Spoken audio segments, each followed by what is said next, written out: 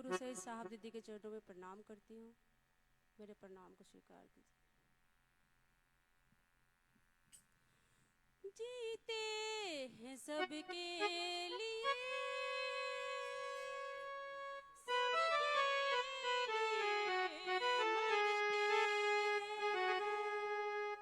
जीते हैं सबके लिए, सबके लिए मरते हैं। एक साहब ही ऐसे हैं जो सबसे प्यार करते हैं।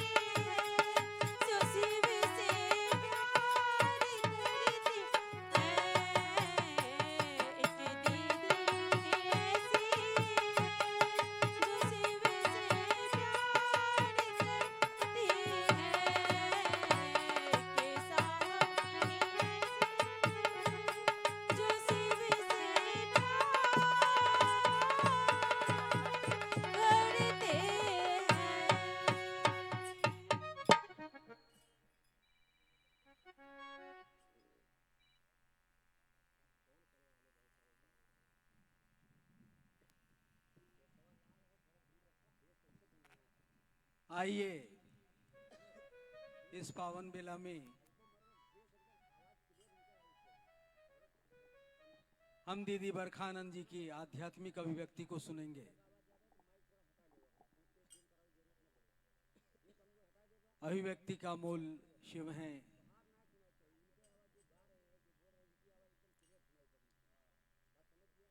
विषय भी इनका है, आओ चलें शिव की ओर। ये साहब श्री के हृदय की आवाज है, अनंत हृदय की गहराई की आवाज है। उस आवाज में आवाज मिलाती चल रही हैं वर्षों से दीदी बरखानंद जी। साहब और दीदी माँ गिरहस्त कुल वासी हैं। उस गिरहस्त कुल की ज्येष्ठ कुल वधू भी हैं लौकिक जगत में, लेकिन आध्यात्म की दुनिया में ये महागुरु महादेव के संदेश की वाहिका हैं, संदेश वाहक के रूप में हैं। साहब दीदी के संकल्प की वाहिका हैं ये। आइए इनको सुनते हैं, इनके हृदय में साहब दीदी के संकल्प को। दीदी बरखा आनंद जी हमारे आपके बीच।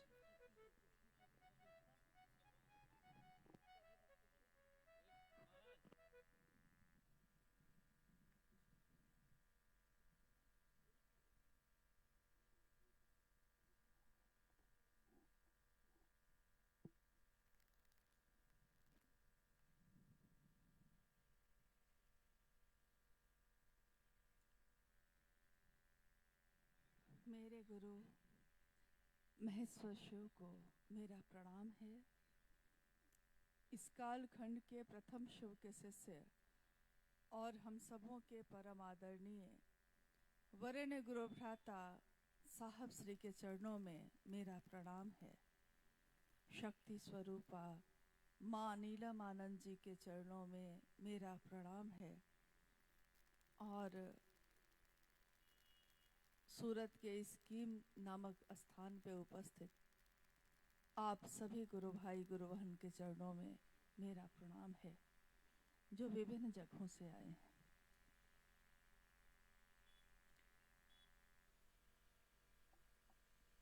हम सभी का परम सौभाग्य है कि अपने गुरु शिव की बात करने के लिए, अपने गुरु शिव के कार्य के निमित्त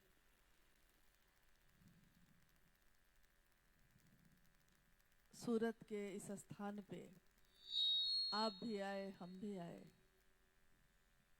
अपने गुरु महादेव अपने साहब दीदी के साथ ही हम भी आए, आप भी आए।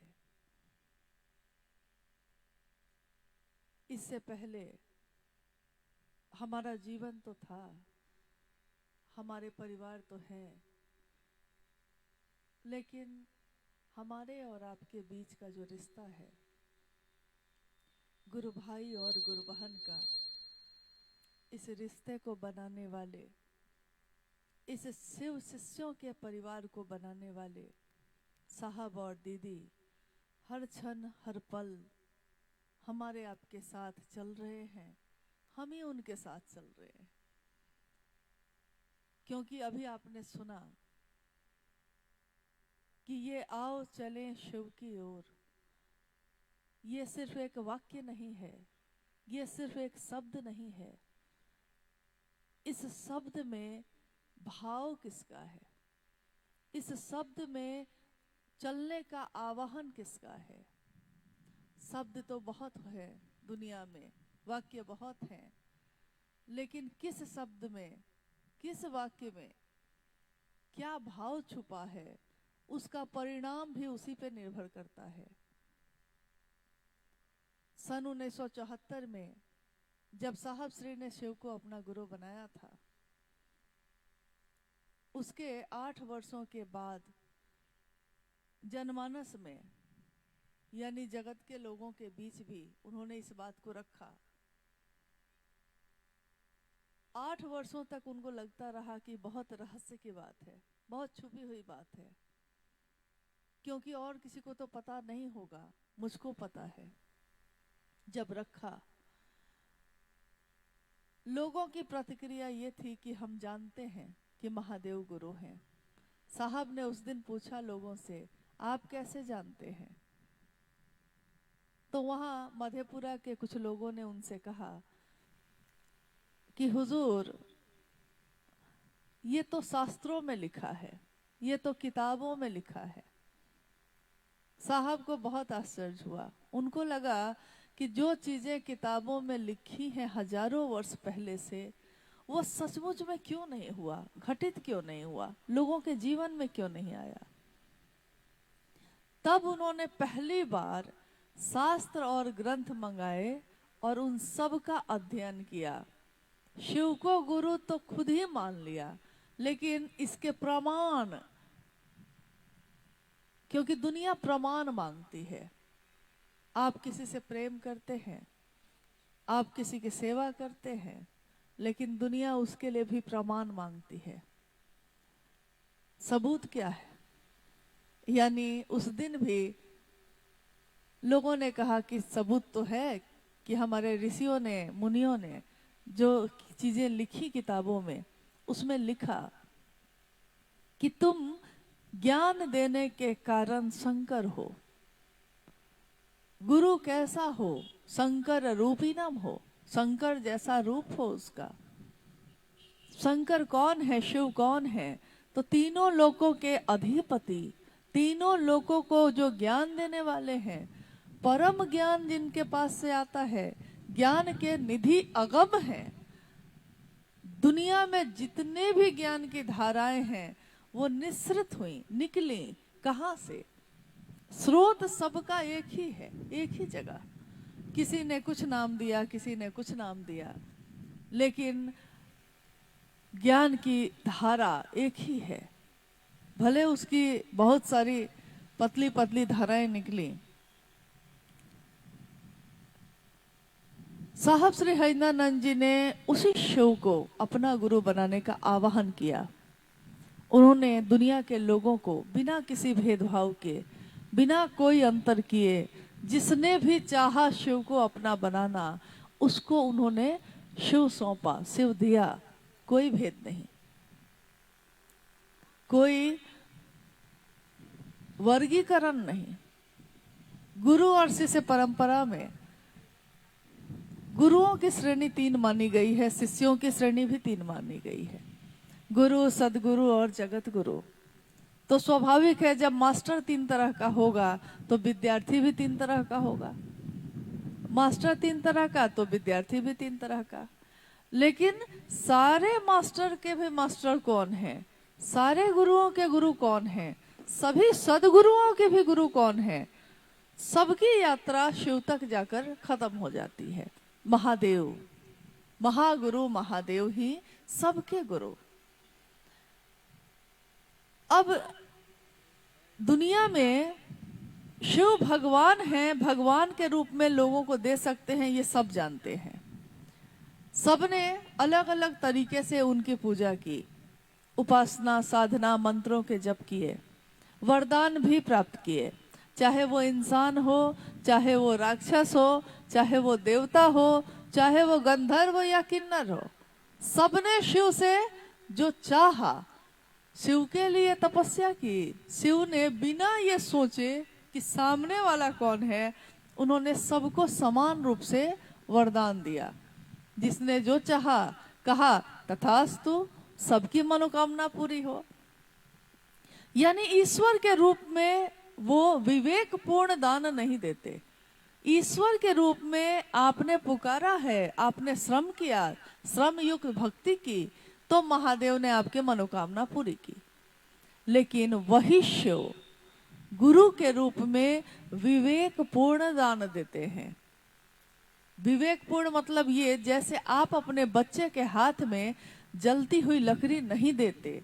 बच्चा जिद करता है तो आप दे देते हैं, लेकिन माँ के रूप में आप उसको विवेक पूर्ण चीजें देते हैं। यानी आपको जो पता है कि जिस चीज से उसके हाथ जल जाएंगे, आप नहीं देते। आपको लगता है कि वो खतरे में है, गिर जाएगा गड्ढे में, तो आप उसको बचाते हैं वहां से। गुरु के रूप में शिव विवेकपूर्ण दान देते हैं। शिव के ईश्वर के रूप में दुनिया के लोग उनसे जुड़े रहे, लेकिन गुरु के रूप में, ज्ञानदाता शिव के रूप में वो थे। दुनिया ने उनसे ज्ञान मांगा ही नहीं। यहाँ तक कि बड़े से बड़े भक्त भी, रावण जैसे भक्त ने भी भक्ति की, लेकिन तीनों लोगों का वैभव मांगा, संपत्ति मांगी, उसको संभालने का ज्ञान नहीं मांगा। साहब श्री ने यही कहा कि अगर आपने ज्ञान मांगा होता तो आप वही चीज संभाल सकते थे जो आपके पास है। इसीलिए जगत के ज्ञान को उन्होंने कहा कि जगत का ज्ञान जो है हमारा, आपका, हमारी जो बुद्धि है वो दिमाग से हम ज्ञान लेते हैं, तो उस ज्ञान को जो दिमाग से, मस्तिष्क से लिया गया है वो भी चुभता है, और अगर अज्ञान है तो वो भी चुभता है। दोनों कांटे ही हैं, दोनों कांटे चुभते हैं। अगर शिव को चाहते हो, शिव के तरफ चलना चाहते हैं, तो ज्ञान के कांटा से अज्ञान के कांटा को निकाला जाता है, दोनों फेंक दिए जाते हैं। क्योंकि अगर ज्ञान का कांटा भी रह गया तो वो चुभता रहेगा, शिव की तरफ आपको चलने नहीं देगा। कोई रिश्ता ऐसा होता है जिससे आप अपने दिल से जुड़ना चाहते हैं, उस रिश्ते में दिमाग नहीं लगाते आप, और अगर दिमाग का जो रिश्ता है उससे दिल नहीं लगाते। सूरत के इस जगह पे हर प्रांत के लोग आते हैं। कोई काम करने आता है, कोई व्यापार करने आता है, कोई कुछ, कोई कुछ। अगर आप सोचकर यहाँ आए हैं कि हमको व्यापार करने के लिए कुछ कपड़े लेकर जाना है, तो वहां आप गणित बनाएंगे, यानी दिमाग लगाएंगे। कितने में खरीदेंगे, कितने में जाके बेचेंगे, कितना मेरा फायदा होगा, यानी वो काम जो आप सोच कर आए हैं यहाँ, उसके लिए आप गणित बनाएंगे, दिमाग लगाएंगे। लेकिन इसी सूरत में अगर आप शिव की बात करने आए हैं तो आप दिमाग नहीं लगाएंगे, आप गणित नहीं लगाएंगे। आपको जो गुरु भाई गुरु बहन से भेंट हो जाएगी, प्रणाम करेंगे, कंगन देखा है, मन झुक गया है, किसी ने गुरु भाई समझ के खिला दिया, कोई गुरु भाई समझ के माइक दे रहा है, कोई सम्मान दे रहा है, कोई प्रेम दे रहा है, कोई सोने के लिए घर भी है उपलब्ध, ये भी बता रहा है। यानी यहाँ दिमाग नहीं लग रहा है, यहाँ दिल लग रहा है। इस दिल के लगने में आपकी चीजें लग रही हैं।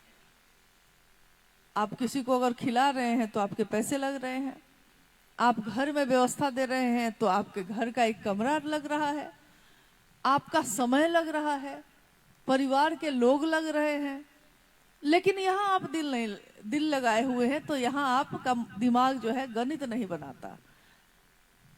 अगर कोई काम से आया है, चाहे वो कितना भी जरूरतमंद हो, आप उससे दुकान में मिलते हैं और दुकान से ही विदा कर देते हैं।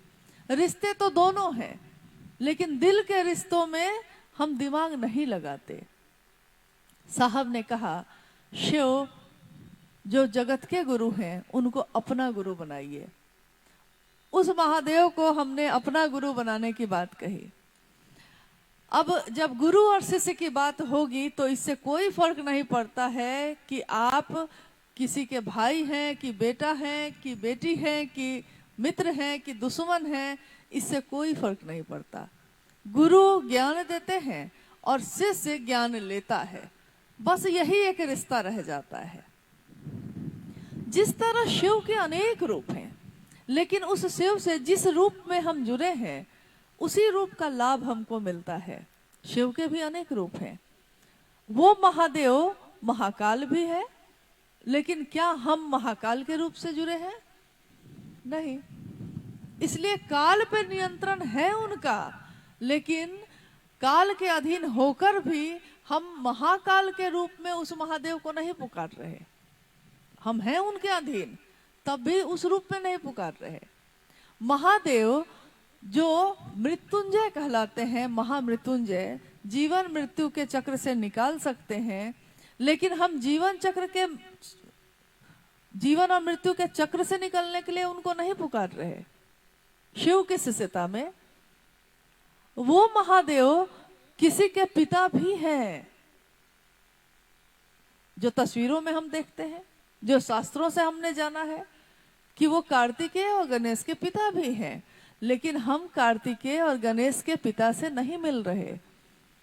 हाँ, उस रूप में भी सम्मान है, उस रूप में भी पूजित है, लेकिन शिव के शिष्य शिव से शिष्य बनकर मिल रहे हैं। वो शिव जिनकी इच्छा से ऐसी कितनी दुनिया बनती है, रहती है और खत्म हो जाती है, वो शिव ज्ञान के निधि अगम, वो शिव जो सारे आवेश दुनिया के वहीं से निकलते हैं, आवेश रहित आवेश वाले शिव, जब हम शिष्य बनकर उनको पुकारते हैं तो वो शिव हमारे स्तर पे आकर और तब हमको ज्ञान देने की जिम्मेदारी वहन करते हैं। यानी अगर आवेश वाले शिव से आप जुड़ने चले हैं, संभव नहीं है। आप उस परिधि में जा रहे हैं जिसमें वो किसी के पिता हैं, आप उस परिधि में जा रहे हैं जहां मां भगवती के, वो मां भगवती ही उनकी अर्धांगिनी है। आप उस क्षेत्र में जा रहे हैं जहां वो अर्धनारीश्वर है, आप उसमें जा रहे हैं जहां वो रुद्र है, आप उसमें जा रहे हैं जहां वो पशुपति हैं, तब थोड़ा प्रवेश मुश्किल है। ठीक जैसे धरती पे होता है, धरती पे भी तो वैसे ही है। हमने अभी कहा हमारे वरेण्य गुरु भ्राता साहब श्री हरिंद्रानंद जी, शिव के शिष्य साहब हरिंद्रानंद जी के भी इस जगत में अनेक रूप हैं। आपके भी अनेक रूप हैं, मेरे भी अनेक रूप हैं। एक ही इंसान, एक ही व्यक्ति, उसके कितने रूप हैं। वो किसी का भाई, किसी का पति, किसी का बच्चा, किसी का पिता, किसी की माँ। एक ही व्यक्ति आप हैं, लेकिन एक ही समय में एक ही सत्ता एक साथ। अगर बच्चा बुलाता है तो आप माँ बन के जवाब देते हैं, पति ने बुलाया है तो पत्नी बन के जवाब दे रहे हैं। यानी जो आपसे जैसे जुड़ा है आप उसको वैसा ही भाव बदले में लौटा रहे हैं। शिव के शिष्य साहब श्री हरिंद्रानंद जी, शक्ति स्वरूपा मां नीलमानंद जी, इस धरती पे उनके भी तो बहुत सारे रूप हैं। वो किसी की बेटी, ये किसी के बेटा, कोई उनका पिता है, किसी के भाई, किसी के पति, किसी के पिता। लौकिक परिवार भी उनका है, ये जगत भी उनका है। बिहार प्रशासनिक सेवा में एक बड़े पद पे जब रिटायर्ड हुए साहब, तो ज्वाइंट सेक्रेटरी कैबिनेट के पद से रिटायर्ड हुए। डिप्टी कलेक्टर साहब हरिंद्रानंद जी से मिलना हमारे आपके लिए कठिन है। क्यों कठिन है? क्योंकि किसी बड़े अफसर के घर में आप सीधे नहीं जा सकते। दरवाजे पे कोई होगा, रोकेगा, समय लेना पड़ेगा, आपको काम होगा, वो मिलना चाहेंगे तब ना मिल पाइएगा। यानी कठिन है। किसी के भी घर में आप सीधे तो नहीं चले जाते। अगर परिचय ना हो, अगर पारिवारिक रिश्ता ना हो तो आप सीधे जा सकते हैं? नहीं जा सकते। यानी लौकिक और जितने भी रूप हैं, उस रूप में इतना नजदीक आना उनके मन से कठिन है।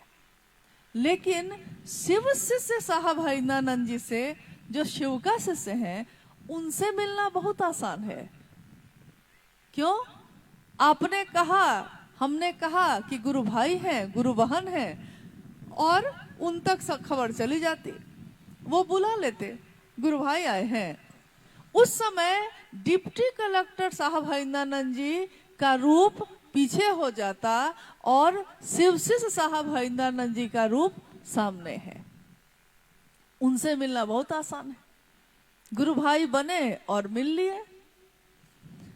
महादेव से मिलना उस रास्ते से बहुत आसान है, शिष्य बने और गुरु से मिल लिए। लेकिन महादेव के अनेक रूपों से मिलना बहुत कठिन है। उसके लिए भक्ति चाहिए, उसके लिए विश्वास चाहिए, उसके लिए समर्पण चाहिए। उसके लिए तपस्या, लाखों मंत्रों का जप चाहिए। कोई जंगल में जाकर तपस्या करता है, कोई पहाड़ों पे जाके तपस्या करता है, किसी ने अपना सब कुछ छोड़ दिया, कोई उस ज्ञान के लिए, सम्यक ज्ञान मिल जाए, उसने अपने महल को छोड़ दिया, किसी ने अपने वैभव को छोड़ दिया, किसी ने अपनी गृहस्थी को छोड़ दिया। तब कहीं महादेव मिले या नहीं मिले। लेकिन यहां तो साहब ने कहा कि आप चाहे जिस स्थिति में हैं, आप चाहे जो हैं, अमीर हैं, गरीब हैं, अलग अलग जातियों धर्मों में बटे हैं, लेकिन इंसान हैं, आप जीव हैं। तो साहब श्री ने कहा कि हर जीव में ये संभावना है कि वो शिव हो सकता है। ठीक वैसे ही जैसे एक छोटे से दाने में ये संभावना होती है कि अगर उसको धरती पे लगा दिया जाए, मिट्टी में दबाया जाए, उसको अनुकूल मौसम मिले, उसको पानी से सींचा जाए, कोई उसकी कुछ दिन देखभाल कर दे, तो उसमें से पौधा निकलेगा। फिर वो पौधा इतना विशाल भी बन सकता है जितना बरगद का पेड़ होता है। उस विशाल पेड़ में हाथी भी बांधे जाते हैं, लेकिन वो पेड़ अब इतना विशाल है, उस पेड़ की जड़ें इस मिट्टी में इतनी गहरी है कि आप हिलाना भी चाहिए तो नहीं हिला सकते। एक दिन वो बिया था, कोई उसको चाहे तो मसल सकता था, मसल के फेंक सकता था कि नहीं। जब वो छोटा पौधा हुआ तब भी कोई अपने पैरों से उसको रौंद सकता था, लेकिन अगर वो विशाल बरगद का पेड़ हो जाए, उसकी जड़ें गहरी बैठ जाएं, भूकंप भी आता है तो वो गिरता नहीं है। वही रिश्ता साहब ने कहा महादेव से भी बनाना, और महादेव से बनाया है तो क्या साहब से नहीं बना। जिनके कहने से शिव मेरे आपके गुरु हुए, उनके कहने पे, उनके विचारों पे, उनकी बातों पे हम लोग चले, तो जिसकी बातों पे हम चल रहे हैं, जिसके साथ महादेव की तरफ चल रहे हैं, उससे अलग होके चल पाइएगा कि उनके साथ होके ज्यादा अच्छा चल पाइएगा। साथ होके ही ना चल पाइएगा, रास्ता भटक भी तो सकते हैं, क्योंकि मंजिल बताई उन्होंने। शिव तुम्हारे मेरे अपने गुरु हो सकते हैं, ये बताया उन्होंने। 3 सूत्रों का निरूपण किया उन्होंने। और आज अगर हम या आप या कोई भी ये कहता है कि हम तुमको वहां पहुंचा सकते हैं, तो अगर मैं भी ये कहती हूं तो ये झूठ है, आप भी किसी से कहते हैं तो ये झूठ है, और कोई आकर हमारे बीच भी ये बात कहता है तो वो झूठ ही होगा। साहब ने साफ साफ कहा कि मुझ पे भी विश्वास ना हो तो कोई बात नहीं, मेरी बात पे भरोसा करना। महादेव पे भी विश्वास ना हो तो कोई बात नहीं, लेकिन महादेव गुरु हैं, इस बात का विश्वास करना। क्लास में खड़े रहना, क्लास में अगर खड़े रह गए तो मास्टर पढ़ा लेगा, लेकिन कक्षा में रहिएगा तब ना, परिधि में रहिएगा तब ना, उस घेरे में हम रहेंगे तभी ना। तो जिस तरह शिव से शिष्य बन के मिलना आसान है, धरती पे कभी कभी लोग कहते, जब साहब के पास आते थे मिलने, तो लोग कहते कि साहब जब भी हम लोग मिलना चाहें आपसे, लोगों ने कहा कि उनसे मिलना बहुत कठिन है। तो साहब ने कहा यार तुम कभी आए ही नहीं, वो महादेव भी तुमको मित्र समझता है, लेकिन तुम समझते हो कि वो भगवान है, हमसे मिलेंगे कैसे। जाओगे तब ना मिलेंगे, गए ही नहीं, मिले ही नहीं, देखा ही नहीं, खोजा ही नहीं, चाहा ही नहीं, और कहते हो कि हमसे मिले नहीं। तो महादेव भी तुमको मित्र ही समझता है। मैं शिव का शिष्य हूँ, मैं भी मित्र ही समझता हूँ। मेरा गुरु भाई है, मेरी गुरु बहन है, यही समझता हूँ। आए ही नहीं कभी मिलने, बिना आए ही समझ लिया कि मिलना बड़ा मुश्किल है। जाकर न देखते तब पता चलता। जैसे यहाँ बैठे बैठे बगल में कहीं कोई बाजार लगा है, खूब शोरगुल की आवाज आ रही है, हल्ले की आवाज है, यहाँ बैठा हुआ कोई आदमी आपको कहता है जानते हैं वहां पे मार हो रहा है, लोग एक दूसरे से मारपीट कर रहे हैं। यहाँ से आपने भी सुना है तो आपको भी हल्ला ही सुनाई दिया, शोर ही सुनाई दिया, तो आपने कहा कि आदमी ठीक ही कह रहा है। तब तक किसी ने कहा कि थोड़ा नजदीक जाकर देखो ना कि सचमुच में क्या हो रहा है। तो नजदीक गए आप। जब आप नजदीक पहुंचे तो आपने देखा कि अरे ये हल्ला तो था, लेकिन यहाँ तो सब अपने अपने काम में व्यस्त हैं। यानी कोई अपना टमाटर लेकर बैठा है, उसको बेच रहा है। कोई कह रहा है कि आलू कितने रुपए है, कोई कह रहा है कि हरी सब्जी कैसे दीजिएगा। यानी सब अपना अपना काम कर रहे हैं, लेकिन सामूहिक काम कर रहे हैं। यानी बहुत लोगों की भीड़ है वहां, तो सब बोल रहे हैं, सब सुन रहे हैं। सबके बोलने और सुनने से कुछ ना कुछ तो हलचल होगी, कुछ ना कुछ तो आवाज आएगी। लेकिन यहाँ बैठे बैठे आपने सोच लिया कि अमुक जगह पे ऐसा हो रहा होगा, क्योंकि किसी ने आपसे कहा। सबसे बड़ी बात यह है कि जब साहब श्री ने जो कहा, हम उसको भूलकर और कोई कुछ भी कह रहा है हम उसको सुन रहे हैं। जिनकी बात इतनी सुंदर है और जिनकी बात पे चलने से हमारा आपका इतना शुभ होता है, उनकी बात छोड़कर हम कहाँ गुम हैं। जैसे किसी ने कहा है, बड़ा सुंदर कहा है कि कहाँ जा रहे हो और किधर देख रहे हो। पैर आपके कब्र की तरफ जा रहे हैं और आप जगत की तरफ देख रहे हैं। किसी ने बड़ा खूब कहा है कि कदम सुए मरकत और नजर जो है वो धरती पे है। यानी चल रहे हैं महादेव के तरफ, तो महादेव को देखेंगे ना। मंजिल हमारी कौन है? यहाँ सामने इस बैनर पे लिखा है, मार्ग शिव शिष्यता का है और मंजिल भगवान शिव स्वयं। नीचे नाम लिखा है साहब श्री हरिंदानंद जी। पता नहीं आपने सुना है कि नहीं या जाना है कि नहीं। ये नाम जो लिखा है साहब श्री हरिंदानंद जी, ये प्रारंभिक समय में जब साहब ने शिव की बात शुरू की थी, तब उन्होंने अपना नाम भी नहीं लिखवाया था। जानते हैं क्यों नहीं लिखवाया था? क्योंकि उन्होंने साफ कहा कि मेरी मनसा एक ही है कि लोग शिव से जुड़े। मैं अपना नाम भी क्यों दूं? मैं अपना नाम भी दूंगा तो लोग मुझसे न जुड़ने लगे। मैं चाहता हूं महादेव से जुड़े। महादेव तो कभी जाएगा नहीं ना, महादेव तो हमेशा रहेगा। तो लोग महादेव से जुड़ेंगे, शिव जैसा होंगे, शिव ही होंगे। कोई गुरु अपने शिष्य को अपने जैसा बनाता है। फिर जगत है, दुनिया है, कुछ लोग जुड़ने लगे, कुछ लोग शिव से बनने लगे। तो धीरे धीरे भीड़ बढ़ी, लोग बढ़े। जब लोग बढ़े तो साहब ने जो लोग उनसे मिलने आते उनसे ये अनुरोध करते कि आप मेरे इस संदेश को, चूंकि अकेला मैं कितना जा पाऊंगा, कितना काम कर पाऊंगा, कितने लोग बहुत हैं और मैं अकेला हूं शरीर में, तो मैं कितना जाऊंगा। तो उन्होंने कहा कि आप भी जाकर अपने अपने गांव, अपने शहर में मेरे इस संदेश को लोगों तक पहुंचाइएगा।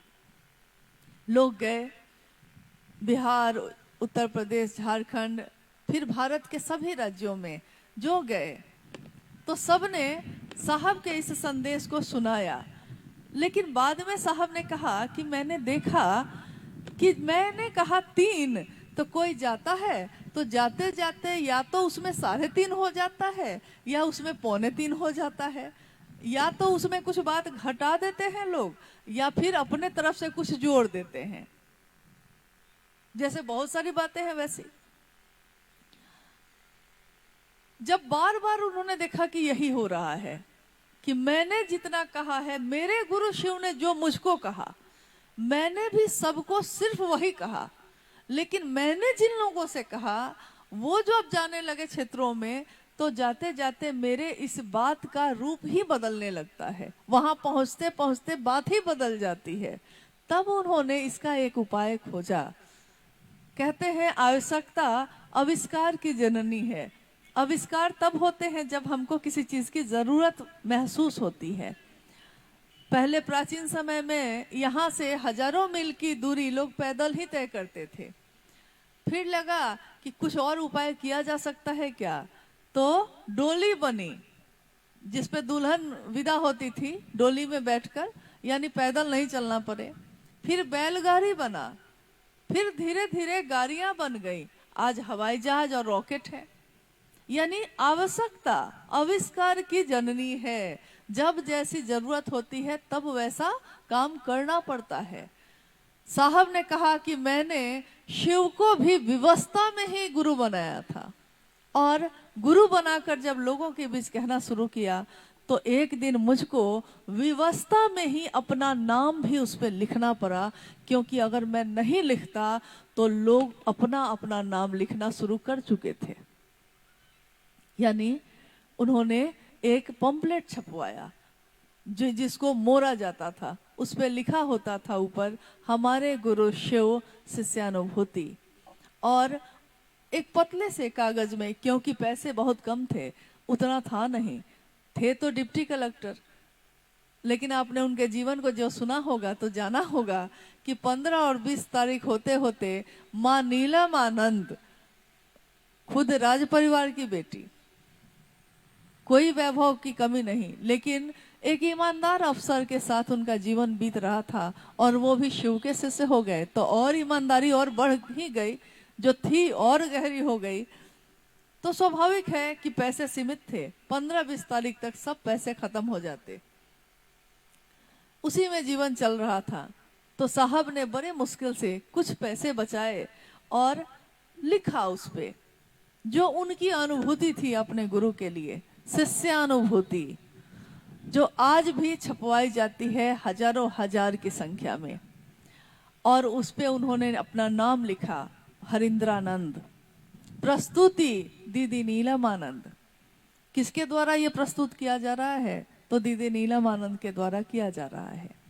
फिर उन्होंने उन लोगों का सहारा लिया जो जा रहे थे, उनकी बात को लेकर, और इस कागज को दिलवाया कि आप जो जाते हैं दूसरों के पास, तो जो मैंने छपवाया है वही बताइएगा दूसरों को, फिर इसके अलावा कुछ और मत बताइएगा। तो धीरे धीरे लोगों में जागरूकता बढ़ी, लोगों ने स्वयं पढ़ा कि ये साहब हरिंद्रानंद जी जो हैं वो क्या कहते हैं। तो उस समय साहब ने लिखवाया एक जो स्लोगन था, एक वाक्य था, जो पहले के गुरु भाई गुरुबन होंगे तो उन्होंने पढ़ा होगा। शुरुआती दिनों में साहब ने लिखवाया, शिव आज भी गुरु हैं, मैंने परीक्षा की है, आपकी परीक्षा प्रार्थनीय है। उन्होंने ये नहीं कहा कि शिव गुरु हैं, आप भी शिव को अपना गुरु बनाइए। उन्होंने ये लिखा उसमें कि मैंने परीक्षा की है कि शिव आज भी गुरु हैं, आपकी परीक्षा भी प्रार्थनीय है। यानी आप मेरे बोलने से सिर्फ मत मान लीजिए, आप अपने मन को खोजी बनाइए, खोजिए सचमुच में है भी कि नहीं है। जैसे मैंने खोजा था, जैसे मैंने जाना था, आप भी परीक्षा करना चाहते हैं तो कर सकते हैं, तीनों सूत्रों का सहारा लेकर। 3 सूत्र करिए, इसके लिए कहीं जाने की जरूरत है नहीं, आप जहां जैसे हैं वैसे ही करिए, और देखिए कि शिव सचमुच में गुरु हैं कि नहीं। अगर शिव गुरु हैं तो आपके जीवन में अनुभूति होगी, आपके जीवन में परिणाम आएंगे, और परिणाम आए, ऐसे ऐसे परिणाम आए जो आज भी गुरु भाई गुरु बहन जब बताते हैं तो हम लोग विश्वास नहीं कर पाते, हमको लगता है अविश्वसनीय है ये, सचमुच ऐसा हुआ होगा क्या? साहब के पूजा घर में सचमुच में बेलपत्र की बारिश हुई? क्या साहब के उस पूजा घर में चावल पे संदेश आए? कितने लोगों के मन में ये भी संशय पैदा होता है। लेकिन साहब ने जब लिखा अपनी पुस्तक को, उसमें उन्होंने लिखा कि मेरे जीवन में घटी घटनाएं आपको अविश्वसनीय प्रतीत होंगी, लेकिन ये सचमुच में घटित हुई हैं, क्योंकि घटा मेरे साथ है तो मैं जानता हूं ना कि हुआ है कि नहीं हुआ है। आप तो दूर से सुन रहे हैं, जिसका हाथ आग से जला है वो न जानता है कि हाथ जला कि नहीं जला। फिर जीवन आगे बढ़ा, शिव शिष्यता और व्यापक हुई और बढ़ी। अब वो जिला राज्य से बाहर जा चुका था, अब वो भारत देश से भी बाहर जा चुका, अब वो नेपाल जैसे देश में तेजी से बढ़ रहा था। और उन्होंने तब अलग अलग भाषाओं में 3 सूत्रों को छपवाया। कभी कभी आपने देखा होगा कि 3 सूत्र के कार्ड छपे होते हैं, कभी कभी उसमें यहाँ जैसे गुजरात में है तो एक तरफ हिंदी में और एक तरफ गुजराती भाषा में लिखा होता है तीनों सूत्र, लेकिन उसके नीचे लिखा होता है कि किसकी किसकी कही हुई बात है। ये इसलिए लिखा होता है ताकि लोग जाने कि ये किसने कहा है। अब हम भी देते हैं किसी को 3 सूत्र का कार्ड, आप भी देते होंगे। स्वाभाविक है, जो सामने रहता है आदमी उसको पकड़ता है, प्रत्यक्ष को ही पकड़ने का स्वभाव है हमारा, लेकिन जो सामने नहीं है हम उसको नहीं पकड़ पाते। मन से पकड़ने की बात कही उन्होंने। महादेव को भी मन से ही पकड़िएगा और जिसने ये संदेश भेजा है उसको भी मन से ही पकड़ पाइएगा। कोई भी जिसको आप अपना बनाते हैं वो शरीर से भी नजदीक हो या दूर हो या नहीं हो, लेकिन मन से ही उससे मिला जाता है। गुरु भी अगर शरीरधारी होंगे तब भी शिष्य अगर अपने मन को गुरु के मन से नहीं मिलाएगा तो उस गुरु से भी कुछ ज्ञान वो प्राप्त नहीं कर सकता। साहब ने फिर ये बातें आगे बढ़ाई और शिष्यानुभूति बाद में किताब की शक्ल में, किताब के रूप में, छोटी सी किताब के रूप में छापी गई। स्वाभाविक है, सन 1990 से ये किताब लोगों को मिल रही है, लेकिन इस किताब का मूल्य पैसे में साहब ने कभी नहीं लिया। किताब छपने में पैसे लगे। साहब ने कहा कि लोग समझते हैं कि मैं मूर्ख हूं, क्या मुझको किताब लिखने नहीं आती, लेकिन जब जरूरत नहीं थी तो नहीं लिखा, जब जरूरत हुई तो लिखा, जब जरूरत हुई तो लोगों को दिया। कब दिया, कब छपा ये? जब अधिकांश जगहों पे लोगों ने शिव चर्चा स्थलों पे अपनी अपनी किताब छपवा के बांटनी शुरू कर दी, बेचनी शुरू कर दी। क्या बेचा उसमें? किसी ने उसमें नाग नागिन की कहानी छाप दी, किसी ने जीवन में घटी कुछ दूसरी बातों को छाप दिया, किसी ने ये छापा कि अगर 10 कॉपी और खरीद के बांटिएगा तब शिव का शिष्य होइएगा। अब देखिए, गंगा पावन है, चल रही है धरती पे, लेकिन इस पावन गंगा में, इस पावन जलधारा में रास्ते की गंदगियां भी अब धीरे धीरे शामिल हो रही हैं। तब साहब ने विवश होकर कहा कि शिष्यानुभूति को अब हजारों की संख्या में, लाखों की संख्या में छपवाना पड़ेगा और लोगों तक पहुंचाना पड़ेगा ताकि लोग सही चीज को समझ पाए। काम बहुत बड़ा था, इसके लिए एक व्यवस्था मांग थी। बिना व्यवस्था के, बिना किसी व्यवस्था रहित इस काम को किया नहीं जा सकता था और लोगों की संख्या बढ़ती जा रही थी। सन 2007 में उन्होंने एक संस्था और 2 न्यास की स्थापना की, लेकिन उन तीनों का मूल उद्देश्य उन्होंने साफ लिखा। इस सब का मूल उद्देश्य एक ही होगा, क्योंकि व्यक्ति का भी मूल उद्देश्य एक ही होगा, उनकी बनाई हर चीज का मूल उद्देश्य एक ही होगा। शिव के गुरु स्वरूप की जन जन में व्याप्ति हो। शिव गुरु है, ये लोगों तक पहुंचे। कालांतर में उनके द्वारा और भी पंक्तियां कही गईं, जिसमें उन्होंने कहा कि आइए भगवान शिव को अपना गुरु बनाएं। उन्होंने कहा जगत गुरु शिव आपके भी गुरु हो सकते हैं, वो जगत का गुरु है लेकिन आपका अपना हो सकता है। इसका आह्वान भी किया और एक कार्यशाला जो संगोष्ठी के रूप में चल रही थी रांची में कुछ वर्ष पहले, उस दिन साहब ने एक और वाक्य कहा। जब संगोष्ठी खत्म हो गई और मंच से साहब उठे तो उन्होंने सामने हॉल में बैठे सभी लोगों की तरफ देखा और कहा कि क्या आप लोगों को मुझसे कुछ और कहना है? क्योंकि सालों से मैं सुन ही रहा हूं, सालों से लोगों से मैंने कहा शिव को अपना बनाओ, शिव को अपना बनाओ, लेकिन सब अलग अलग कामना लेकर मुझ तक आते रहे। आज भी अगर आपको कुछ कहना है तो कहिए, लेकिन कोई कुछ नहीं बोला, सब मौन थे। साहब ने खड़े होकर चलते समय लोगों के तरफ देखकर कहा, लेकिन मुझको एक बात कहनी है। हम लोग जो वहां उपस्थित थे, हम लोग सारे लोग साहब की तरफ देखने लगे।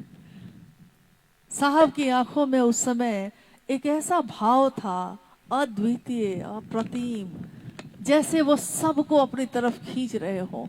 और उन्होंने कहा कि मुझको कहना है आप सबसे, आओ चले शिव की ओर। बाद में उन्होंने इसकी व्याख्या की। उन्होंने कहा ये मेरी आवाज नहीं है, ये सिर्फ मेरी आवाज नहीं है, ये जन जन की आवाज है, हर व्यक्ति की आवाज है कि चलना कहाँ है। तय किया तुमने, चलना तय कर लिया है, मंजिल पता है, तो कहाँ दूसरी तरफ हम भटक रहे हैं और कब तक भटकेंगे। इसलिए अब छोड़ो, जो हुआ बहुत कुछ हुआ, क्या क्या ना हुआ, अब तो चलो, आओ चले शिव की ओर। आज ये हम सबका एक स्लोगन ही है, हम हर जगह लिखते हैं, बोलते हैं कि छोड़िए ना, जब कोई कहता है कि अमुक ने ये कहा, अमुक ने ये कहा, तो मुझको याद आता है कि साहब ने कहा कि अगर सुनने लगोगे तो सबकी बात सुननी पड़ेगी। अगर वो महादेव जानना चाहे तो उसको वो जान सकता है कि जीवात्मा 10,000 साल बाद भी क्या सोचेगी, ये भी महादेव को पता है। और मैं, मुझसे कहते हैं तो मैं अगर जानना चाहूं तो मैं ये भी जानता हूं कि किस करवट आप सोए, अगला कदम आपका क्या होगा। मैं शिव का शिष्य हूं तो क्या मैं नहीं जानता ये, लेकिन मैं जानना नहीं चाहता, क्योंकि जैसे ही मैं ये जानने लगूंगा फिर इसका अंत नहीं होगा। तो मैं या तो शिव को जानूं या तो दुनिया की बात को जानूं, क्या जानूं। तो उन्होंने कहा कि आपसे भी सबसे यही कहता हूं कि जानना है तो महादेव को जानो, सुनना है तो महादेव को सुनो, देखना चाहते हैं तो महादेव का आभास करिए, एहसास करिए। और बाकी तो जगत में आप अपने जीवन को जीने के लिए बहुत कुछ करते हैं।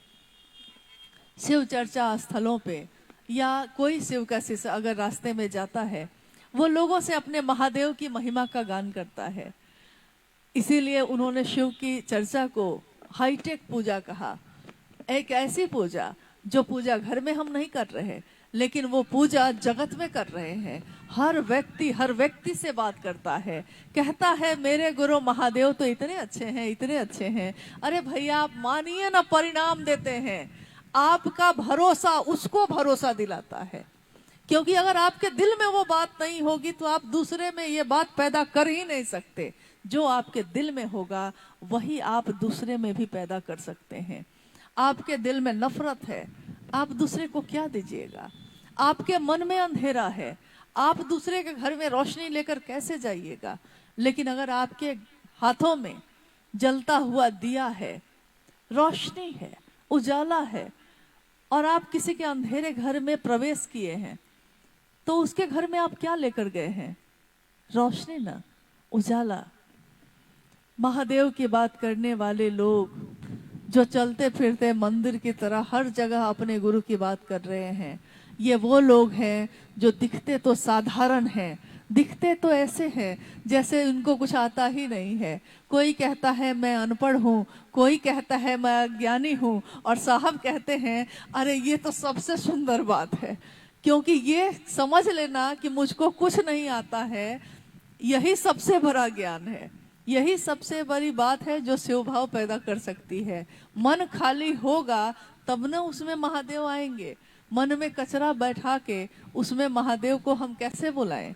तो जहां महादेव को बुलाते हैं वहां से तो कचरा साफ करते हैं। इसी मैदान में आज शिव गुरु की बात हो रही है, क्या ये मैदान इतना साफ रहा होगा? आप ही गुरु भाई गुरुवानों ने मिलकर इसको साफ किया होगा। किस लिए? कि मेरे गुरु शिव की बात होगी। मेरे गुरु शिव की बात होगी तो मैदान को साफ कर दिया, लेकिन मन को कब साफ करेंगे? किसका इंतजार है? साहब ने तो किया, और हमको आपको भी कहा कि जगत में रहो लेकिन जगत के बन के मत रह जाना। जीवन कब खत्म होगा कोई नहीं जानता। विश्वास तो करना ही पड़ता है किसी पे भी। सामने वाले की मनसा क्या है इस पे आपका कोई इख्तियार नहीं, आपका बस नहीं, लेकिन आपके मन में क्या है इस पे आपका बस है। दुनिया में तो हर जगह कुछ धोखे मिलते हैं, कुछ प्रेम भी मिलता है, कोई ठगता है, कोई साथ भी देता है, हर जगह। लेकिन आप भरोसा करते हैं, आप शिव मंदिरों में जाते हैं, आप उसमें दान पात्र में पैसे डालते हैं, आप सोचते भी नहीं कि इसका क्या होगा। आपको क्या पता? क्योंकि वहां आपने विश्वास किया, आपने महादेव को देखा, आपने ये नहीं देखा कि वहां कौन कौन बैठा था, क्या क्या किया। क्योंकि आपके मन ने महादेव के लिए कुछ करना चाहा है, कुछ करना चाहा है। तो जरूरी नहीं कि वो पैसे से किया जाता है। बहुत लोग को मैंने देखा कि वो झाड़ू उठाकर वहां पे सफाई ही करने लगते हैं, कि कुछ सेवा ही कर लेते हैं। सेवा यानी समर्पण। सेवा तभी आप कर सकते हैं किसी की जब समर्पण हो, झुकने की विधा हो। हम झुकेंगे तभी ना झाड़ू उठा पाएंगे, तभी ना झाड़ू लगा पाएंगे। झुकेंगे ही नहीं तो कैसे होगा ये। यानी अगर शिव के लिए कोई चलता है तो वाला, अगर दोनों का मन शिव के घेरे में ना हो, शिव की परिधि में ना हो, तो न तो वो बोल पाएगा न तो वो सुन पाएगा। आप यहाँ बैठे हैं, आप बात सुन रहे हैं, साहब की ये बात है, हम लोग बोल रहे हैं, आप सुन रहे हैं। अगर आपका मन इस बात पे ना हो तो कितनी भी सुंदर बात हो, शरीर से सामने रह के भी आपके मन में वो नहीं जा पाएगा। आप किसी से बात करते हैं महादेव की और वो रुक जाता है, रुक जाता है यानी ठहर जाता है। आप सोचते हैं कि हम में कुछ बात है, बात तो महादेव में है। आपने नाम किसका लिया? आप नाम अपना लेकर देखिए तो, कि रुकिए भैया हम कमलावती, हम अपनी बात आपसे कुछ करना चाहते हैं। नहीं रुकेगा, कहेगा आप कौन, हम आपको पहचानते भी नहीं हैं। लेकिन जैसे ही आपके मुख से निकलता है कि भैया रुकिए, थोड़ा महादेव की बात कहनी है आपसे, महादेव की बात, मतलब वो रुकता है। उसको लगता है कि महादेव की क्या बात करनी है इसको। सामने वाला कोई पुजारी तो है नहीं, कोई पंडित या गेरुआ कपड़ा पहने हुए तो है नहीं, एकदम सामान्य वेशभूषा में खड़ा ये व्यक्ति मुझसे महादेव की क्या बात करेगा। तो उसके मन में एक जिज्ञासा पैदा होती है। जिज्ञासा, आकर्षण महादेव का काम कर रहा है। महादेव का नाम सुना उसने, हो सकता है उसको विश्वास हो सकता है वो विश्वास ना करता हो, लेकिन ये रुक गया। वो आपने उससे बात कही, अब आपने ये समझाने में अपनी सारी ऊर्जा लगा दी कि महादेव गुरु हैं, आप भी मान लीजिए महादेव गुरु हैं। 3 सूत्र करने से आपके गुरु सचमुच में हो जाएंगे भैया, आप विश्वास कीजिए ना, हो जाएंगे। आप करके तो देखिए ना। देखिए, आप विश्वास उसको दिला रहे हैं, लेकिन विश्वास आपके मन में गहरा हो रहा है। कितनी बार आपके साथ ऐसा हुआ होगा, हम सभी के साथ ऐसा होता है कि जब हम लोग शिव चर्चा करते हैं या शिव की बात करते हैं किसी से, तो सामने वाला तरह तरह के प्रश्न पूछता है, ऐसी ऐसी बात पूछता है। कोई कहता है महादेव का गुरु कौन है बताओ, कोई कहता है नमः शिवाय क्यों करें, ओम नमः शिवाय क्यों नहीं करें, कोई कहता है भगवान तो है ही, गुरु क्यों बनाए। यानी सबके प्रश्न अलग अलग आने लगते हैं। उसके मन में कौतूहल है, वो आपसे जानना चाहता है। अब स्थिति ये है कि इन प्रश्नों का उत्तर मान लीजिए हमको भी नहीं आता है, लेकिन किसी ने पूछ दिया है। आपके जीवन में ये घटित हुआ होगा जरूर, क्योंकि ये बातें सभी शिव शिष्यों के जीवन में घटित होती हैं। आपके मुंह से आपने महादेव से, आपका शरीर पसीने पसीने हो गया होगा, मुंह एकदम सूख गया, क्या बोलेंगे हम। तो महादेव से दया मांगी है आपने, पता नहीं महादेव क्या पूछेगा, ये पूछ दिया है। अब तो पूछ दिया है तो जवाब तो आपको देना पड़ेगा। यहाँ तो महादेव की प्रतिष्ठा का प्रश्न है, आपने महादेव की बात की है, प्रश्न का जवाब तो देना ही पड़ेगा। और आप खुद, आप ही हैं वो, खुद ऐसी जिज्ञासा का उत्तर देते हैं कि उत्तर देने के कुछ देर के बाद आप सोचने लगते हैं कि ये प्रश्न जो था इसका उत्तर हमको आता कैसे था, ये तो हम पढ़े ही नहीं थे कहीं, ये तो हम सुने ही नहीं थे कहीं। और आपने जो उत्तर दिया सामने वाला उसी से संतुष्ट हो गया, बोला हाँ समझ गए, ठीक है महादेव मेरे गुरु होंगे, ठीक है हम करेंगे, समझ गए। आप खुद आश्चर्य में है कि वो समझा कैसे, आप खुद आश्चर्य में है कि मैंने समझा कैसे लिया। ये किसकी ऊर्जा काम कर रही थी जिसने आपसे बुलवाया? ये कौन है जो बोलता है आपके माध्यम से, सबके माध्यम से? ये कौन है? साहब ने कहा कि अगर ये शरीर आपका, इसके सारे अंग बदल दिए जाए, दोनों हाथ बदल दिए जाए, दोनों पैर बदल दिया जाए, ये आंखें बदल दी जाए, ये त्वचा बदल दी जाए, शरीर का अंग अंग बदल दिया जाए, तब भी आप रहेंगे कि नहीं? तो जवाब आया कि हाँ रहेंगे। साहब ने कहा कि ये जो कहता है कि हाँ रहेंगे, ये कौन है जो बोलता है कि हाँ रहेंगे? ये वही है जो जीव में आया है तो जीवात्मा है, मनुष्य में आया है तो मनुष्यात्मा है, और परम सत्ता में गया है तो परमात्मा है। यानी ये अंश सब एक ही है, डिग्री का अंतर है। कोई परमात्मा है, कोई अंश में है। दिए की लौ है, कोई सोना का है, कोई चांदी का है, कोई मिट्टी का है। दिया है, दिया अलग अलग है, उसकी खूबसूरती अलग अलग है, उसकी बनावट, उसमें कलाकारी अलग अलग की हुई है, लेकिन उसकी बत्ती जब जलती है, कोई माचिस से उस बत्ती को जब जलाता है, सोने का दिया, चांदी का, पीतल का, मिट्टी का, गोबर का दिया, लेकिन जलाने के बाद सबकी रोशनी तो एक ही है। रोशनी में तो कोई अंतर नहीं है। तो हम आप चाहे अच्छे हैं कि बुरे हैं, देवता हैं कि दानव हैं, नहीं, मनुष्य हैं कि पशुवृत्ति में हैं, क्या है, लेकिन हम सबके अंदर जो जीवात्मा है, जो बोलता है, जो शिव की बात आज कर रहा है, बिना किसी शास्त्र को पढ़े, जे कहियो शास्त्रो पुराणो न पढ़ ले, हिंदी अंग्रेजी ने, मतलब जो शास्त्र और पुराण जिसने नहीं पढ़े कभी, जो हिंदी और अंग्रेजी भी नहीं जानता कभी, से चर्चा धुरझार करे छे 12 महीने में, मतलब से धुरझार, उत्साह से, प्रेम से बोले जा रहा है। जो चुप थे अपने घरों में, जिनको बोलने नहीं आता था, जिनकी कोई पहचान नहीं थी, इसकी पत्नी, इसकी माँ, इसका भाई, लोग ये कहते थे। आज कहते हैं आप आइएगा तो थोड़ा महादेव की बात कर दीजिएगा, अमुक दीदी आएंगी, अमुक भैया आएंगे। ये पहचान किसने बना दी? हमें कौन जानता था तेरी बंदगी से पहले?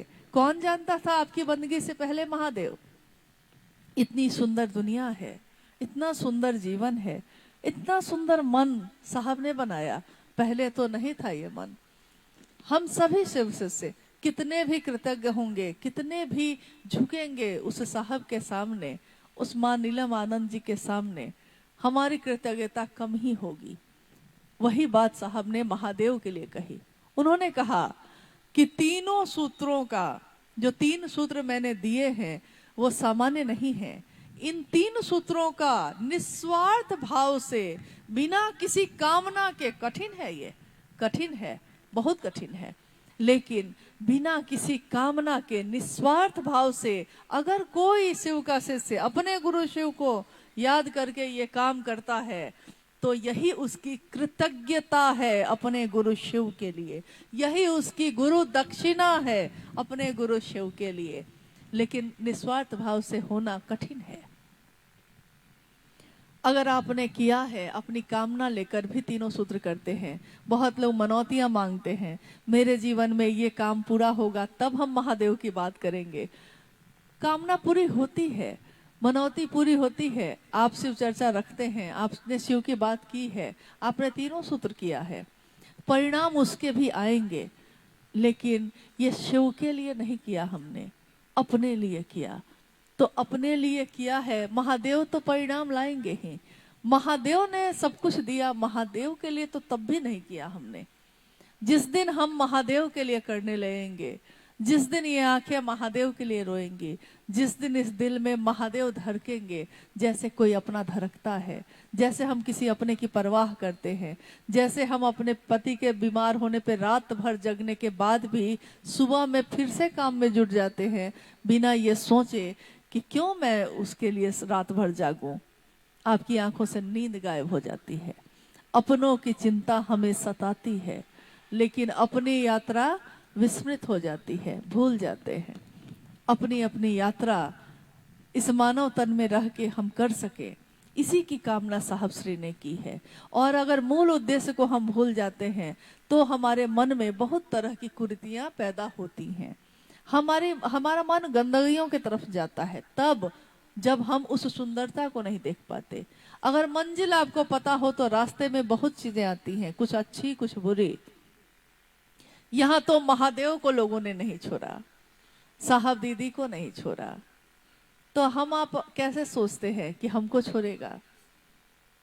कभी कभी इंसान ही है हम लोग भी, तो कोई भगवान अभी हुआ नहीं, कोई महादेव अभी पूरी तरह बना नहीं है।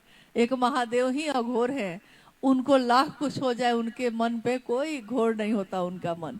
लेकिन हम लोग जो अभी हैं, अभी थोड़ा सा उधर हुए हैं, थोड़ा सा इधर भी है, मन थोड़ा दुखी हो जाता है, व्यथित होता है, घोर होता है। लेकिन उस समय साहब की वही बात हमेशा याद आती है जो उन्होंने जब भी कोई व्यथित हुआ, जब भी कोई कहा कि मैं तो महादेव के लिए करता हूँ, मैं तो आपकी बोली बात को कर रहा हूँ, लेकिन लोग क्यों मुझको गलत समझ जाते हैं। साहब ने कहा कि यार सही तो एक ही जगह हो सकते हो, या तो महादेव के लिए हो जाओ या तो दुनिया के लिए हो जाओ। महादेव के लिए हो जाओगे, दुनिया खुद समझ लेगी एक दिन तू कौन है, तेरा नाम है क्या। सीता भी यहाँ बदनाम हुई। नहीं, कुछ तो लोग कहेंगे, लोगों का काम है कहना, छोड़ो बेकार की बातों को, कहीं बीत न जाए रहना, कहीं ये जीवन न बीत जाए। यही बात करते करते कि कौन कैसा है, कौन कैसा है, कौन कैसा है, सबकी समीक्षा करते करते हम अपनी यात्रा फिर से भूल जाते हैं। हमारा मन भी घोर हो जाता है। जो अघोर की तरफ चल रहा था वो घोर होकर फिर से डूब रहा है। न कोई किसी का घर चलाता है, न लेना है न देना है। लेना भी है तो महादेव, देना भी तो है महादेव। तो कौन बात के हाला बा, कौन बात के लिए हल्ला है भाई। परेशान है अलग ही। अच्छा, बहुत जगह देखिएगा कि किसी को लगेगा कि हम नहीं करेंगे तो होगा कैसे, अरे हमारे किए बिना होगा कैसे। साहब ने एक ऋषि की कहानी बताई थी। उन्होंने कहा ऋषि कश्यप रास्ते पे जा रहे थे तो उन्होंने एक अकेली गिलहरी को देखा जो सामने सड़क पे खड़ी थी। वो गिलहरी न हिलती थी न डुलती थी, एकदम मूर्ति की तरह खड़ी है और अपने पूंछ को ऊपर किए हुए है। गिलहरी की पूंछ ऊपर है, गिलहरी हिल नहीं रही है। ऋषि रुक गए। उन्होंने कहा अरे गिलहरी तुम हिलती क्यों नहीं हो, क्यों खड़ी हो यहाँ मूर्ति की तरह। गिलहरी ने कहा ऋषि जी कुछ मत बोलिए, कुछ मत बोलिए, बोलूंगी तो हिल जाऊंगी। ऋषि ने कहा बात क्या है ये तो बताओ। तो उसने कहा कि अगर हिल गई तो ये आसमान तो मेरी पूंछ पे ही तो टिका है, आसमान ही गिर जाएगा। वैसे ही हम में से भी कुछ लोग हैं जो कहते हैं कि मैं ठीक करूंगा, मैं ठीक करूंगा, क्योंकि वो सोचता है कि मुझ में ये बात है कि मैं ठीक कर सकता हूँ। साहब ने कहा कि कुछ टेंशन महादेव को भी लेने दीजिए, महादेव पे भी तो छोड़िए, सारा टेंशन अपने कपार पे क्यों लिए हैं। अरे दुनिया में कम तनाव है, दुनिया में कम दुख है। उस दुख से छुटकारा पाने के लिए महादेव को अपना बनाया, और महादेव को अपना बना के भी अगर मेरा मन आनंदित न हुआ तो हम क्यों कर रहे हैं इस काम को। इससे तो अच्छा है कि अपने घर में अपने बच्चों के साथ रहेंगे, ये ज्यादा बेहतर है। अगर महादेव की बात जगत में करके किसी के बीच हम महादेव को बांट नहीं सकते, इससे बेहतर है कि हम शिव की शिष्यता छोड़ दें, शिव का शिष्य बन के कम से कम इस काम को नहीं करें। क्योंकि हमारी आपकी पहचान जो जगत में है, शिव का शिष्य होने की पहचान। किसी दिन आकाशवाणी में साहब से पूछा गया था, उस समय वो डिप्टी कलेक्टर थे, उनसे पूछा गया, आकाशवाणी आवाज ने पूछा तुम क्या करते हो। साहब के मुख से निकला मैं शिव शिष्य बनाता हूँ। साहब ने कहा कि न जाने क्यों मैंने ये कहा उस समय कि मैं शिव शिष्य बनाता हूँ, क्योंकि मैं उस समय डिप्टी कलेक्टर था। लेकिन मेरे मुंह से ये नहीं निकला कि मैं डिप्टी कलेक्टर हूँ और मैं प्रशासन चलाता हूँ, मेरे मुंह से ये नहीं निकला। आपसे कोई पूछे कि आप क्या करते हैं तो आपके मुंह से निकलेगा कि मैं किसान हूँ, या मेरा व्यापार है, या मैं रेलवे में नौकरी करता हूँ, या मैं मास्टर हूँ। कुछ तो निकलेगा, हम घर संभालते हैं, कुछ तो निकलेगा। यानी जो भाव, जो पहचान आपके मन पे भारी है, आपके मुंह से भी वही निकलेगा। साहब के मन पे क्या भारी था उस दिन? आकाशवाणी ने जब उनसे पूछा कि तुम क्या करते हो, तो उन्होंने कहा कि मैं शिव का शिष्य बनाता हूँ। और ये बात उन्होंने बाद में कही कि जो आपके मन पे भारी होगा, आपके मुंह से वही निकलेगा। आप कौन हैं? तो हमारे मुंह से आज भी क्यों नहीं निकलता हम शिव के शिष्य हैं? शिव के शिष्यों से ही गुरु की पहचान होती है। किसी भी गुरु की पहचान उसके शिष्य से होती है। संत की ऊंचाई नहीं नापी जा सकती, लेकिन गुरु की ऊंचाई नापी जाती है। किससे? विद्यार्थी से। कौन मास्टर अच्छा है? मेरा बेटा किससे पढ़ा था तो फर्स्ट क्लास से पास किया था? तो मास्टर की पहचान इससे हुई कि जो पढ़ा उससे, वो पढ़ने में एकदम खराब था, लेकिन मास्टर ने ऐसा पढ़ाया उसको कि वो फर्स्ट डिवीजन से पास कर गया।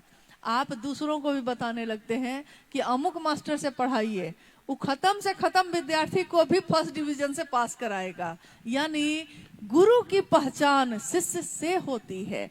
हम शिव शिष्यों की पहचान से गुरु की पहचान होगी। शिव गुरु हैं। कैसे गुरु हैं? तो हमको आपको देख के ही लोग समझेंगे कि शिव कैसे गुरु हैं। क्या आपका मन शांत हो गया है? क्या आपके घर के तनाव कम हुए? क्या आपकी बोली में जो हमेशा दूसरों के लिए कटु वचन निकलते थे, क्या अब प्रेम की वर्षा होती है? क्या महादेव की तरह आपने अमृत का दान करना सीख लिया है? क्या लोगों ने आपको जहर दिया लेकिन आपने बदले में ये नहीं किया है? क्या लोगों ने आपको चोटें दी हैं लेकिन आपने बदले में चोट नहीं दी है? तब शिव से सता उतर रही है, यानी ऐसा हुआ है। लेकिन अगर शिव की चर्चा करके और घर में आके कोई परेशान है, बेचैन है, उसके मन को शांति ही नहीं है, तो कैसे शिव की बात की हमने? महादेव की बात करके, महादेव की बात सुन के भी अगर हमारा मन शिव के सानिध्य में नहीं जा रहा है, तो इससे ज्यादा बेहतर है कि हम अपने घर में रहें। ये ज्यादा अच्छा है, क्योंकि उतना समय किसी को तो दीजिएगा। लेकिन अगर महादेव के लिए निकले हैं तो ये स्व अनुशासन अपने जीवन में खुद होना चाहिए कि महादेव के लिए निकले हैं, महादेव की बात कर रहे हैं, तो उस चर्चा स्थल पे सिर्फ महादेव की ही चर्चा होनी चाहिए। फिर कोई और विषय वहाँ पे बोलना ठीक नहीं है, किसी के लिए नहीं। ये नहीं है कि हाँ आप झगड़ा करने लगिए या आप तर्क कीजिए। शिव के से शास्त्रार्थ नहीं करते, शिव के से तर्क नहीं करते, लेकिन आप हाथ जोड़कर उठकर वहां से जा सकते हैं। जहां मेरे महादेव की बात नहीं, अगर यहाँ मेरे महादेव की बात ना होगी तो हम यहाँ क्यों रहेंगे? हम लौट जाएंगे, चले जाएंगे। मेरे महादेव की बात नहीं, मेरे महादेव के काम की परवाह नहीं, उस जगह पे हमको क्यों रहना है? हमको उस गली जाना क्यों है? उसका पता पूछना क्यों है? जिस गली में तेरा घर न हो बालमा, उस गली से तो हमें गुजरना ही नहीं है, गुजरेंगे ही नहीं। क्यों गुजरेंगे? जीवन इतना छोटा है और जगत इतना बड़ा है, काम बहुत है, महादेव से जोड़ना है लोगों को। तो अगर रुकते रह गए, उलझते रह गए, तो इस काम को कर नहीं पाएंगे। कभी सूरत की इसी धरती पे वरेण्य गुरु भ्राता साहब श्री उतरे, और उस दिन उनकी आवाज में अद्भुत क्या था, उस आवाज में क्या बात थी, उस संदेश में। उन्होंने उस दिन कहा था, उस यात्रा में हम लोग उनके साथ आए थे और सामने में साहब बोल रहे हैं, साहब कह रहे हैं, मैं सूरत में शिव की सूरत देखना चाहता हूँ, सूरत में शिव की सूरत देखना चाहता हूँ। क्या हमने साहब श्री के इस चाहत को पूरा कर लिया? तभी ना हमारे पास इतना समय है कि हम लोग बहुत सारी दूसरी बात भी करने लगे हैं। अगर नहीं किया है तो अनुरोध है कि इस काम पे अपना ध्यान दें कि हाँ, सूरत में शिव की सूरत ही नहीं, शिव की सीरत भी उतरनी चाहिए। सिर्फ सूरत उतरने से काम अब नहीं चलेगा, सिर्फ चेहरा लगाने से काम नहीं चलेगा। सीरत, आचरण, चरित्र, आचरण अपने शिव जैसा, अपने साहब दीदी जैसा उन्होंने अपने जीवन का दान दिया है। इस काम में आहुति है, इस अनुष्ठान में, इस महापर्व में, इस महान उद्देश्य में हर व्यक्ति की मांग है इसमें। आप मेरा साथ दीजिए। मेरे इस गुरु कार्य को पूरा करने में साहब ने बार बार कहा है कि मैं अकेला सा महसूस करता हूँ, लाखों लोगों की भीड़ है, लेकिन कोई शिव की मनसा से शिव की तरफ क्यों नहीं चलता। मैं तो यही चाहता हूँ और कुछ भी नहीं। क्या साहब ने आपसे कुछ मांगा है? क्या साहब ने आपसे कुछ भी और चाहा है? कभी आपने ये कहा है क्या कि साहब के पास से ये चढ़ावा चढ़ाना है हमको? नहीं, उन्होंने कभी नहीं चाहा। अर्थ धर्म काम मोक्ष किसी की कामना नहीं। कामना है तो बस एक ही कि मेरे गुरु महादेव की गूंज उठे। एक शिवरात्रि में उन्होंने महादेव की आरती के समय आंखें बंद करके जो प्रार्थना की, बाद में कहा कि जानते हैं मैं क्या कह रहा था महादेव से? मैं अपने महादेव से, अपने गुरु से ये कह रहा था कि ये हरा भोला हर शिव की जो गूंज उठ रही है, मैं चाहता हूँ कि ये गूंज पूरी धरती पे उठे। हर जगह पे ये जागा जागा महादेव का उद्घोष सिर्फ नारा नहीं बन जाए, सचमुच में शिव जागे, सबके हृदय में जागे, और ऐसा जागे कि उसकी सीरत बदले। सूरत ही नहीं, सिर्फ हमारे आचरण ही नहीं बदले तो क्या फायदा होगा। हाँ, आपको मुझसे शिकायत कोई हो सकती है, लेकिन दूसरों से शिकायत हो सकती है। इसमें कोई बड़ी बात नहीं, क्योंकि आप कभी मेरे पास रहे नहीं, मुझसे कभी बात नहीं, आपके पास हम रहे नहीं, हमसे आपकी कोई बात नहीं। लेकिन आपकी बात अपने साहब से तो है ना, मेरी बात मेरे साहब से तो है। मैंने भी उनसे एक वादा किया कि जो उन्होंने कहा है वो करेंगे। अब दुनिया क्या कहेगी ये हम नहीं जानते। साहब ने हमेशा कहा कि मैं हमेशा जो पुराने लोग भी रहे उनका भी इंतजार करता हूँ। मैं हरिंद्रानंद हमेशा सबको ढूंढता हूँ, लोग मुझे नहीं ढूंढते, मैं ढूंढता हूँ। मैं अपने घर के दरवाजे किसी के लिए बंद नहीं करता। आप बंद कर सकते हैं, आप कह सकते हैं अमुक आदमी अच्छा नहीं है, हम उसकी चर्चा में नहीं जाएंगे। अब तुम मेरे पास आना प्रिय, मेरा दर खुला है, खुला ही रहेगा तुम्हारे लिए। अभी तुमको मेरी जरूरत नहीं, बहुत चाहने वाले मिल जाएंगे। अभी रूप का यानी खूब लोग है ना, सम्मान है, खूब हो रहा है, भैया दीदी भैया दीदी। अभी तुमको मेरी जरूरत नहीं, बहुत चाहने वाले मिल जाएंगे। अभी रूप का एक दरिया हो तुम, कमल जितने चाहोगे खिल जाएंगे। लेकिन दर्पण भी जब तुम्हें डराने लगे, जवानी भी दामन छुराने लगे, तब तुम मेरे पास आना प्रिय, मेरा दर खुला है, खुला ही रहेगा तुम्हारे लिए। साहब दीदी का दर सबके लिए खुला है, वो कभी बंद नहीं होगा। मेरे लिए है तो आपके लिए भी है। वो घर आपके लिए भी उतना ही है जितना मेरे लिए है। दुनिया का घर टूट भी जाएगा, एक दिन खंडहर भी हो जाएगा, लेकिन शिव शिष्यता का ये मंदिर जो उन्होंने हर दिल में स्थापित किया है, ये कभी खंडहर नहीं बनेगा। ये एक दिल से दूसरे दिल में जाता ही रहेगा। हम आने वाली पीढ़ियों को अपनी शिव शिष्यता की सौगात देते ही रहेंगे। आज तक माता पिता अपने बच्चों के लिए जमीन मकान रुपया पैसा हो, सजग होगा इस बात के लिए कि कहीं हम चौक चौराहे पे खड़े होकर कुछ ऐसा तो नहीं कर रहे कि लोग देखकर कहेंगे कि अरे यही ना था जो उस दिन महादेव की बात कर रहा था।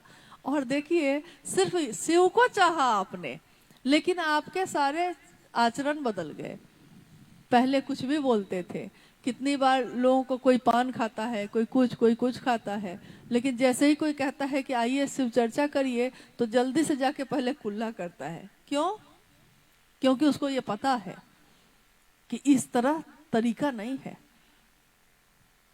कोई कभी नशे में रहता, लेकिन शिव चर्चा में जाने लगा तो नशा छूट गया उससे, क्योंकि नशे में रहने वाला व्यक्ति अगर शिव चर्चा समाज में कर रहा है तो कोई कहेगा कि अरे ये क्या बात करेगा हमसे।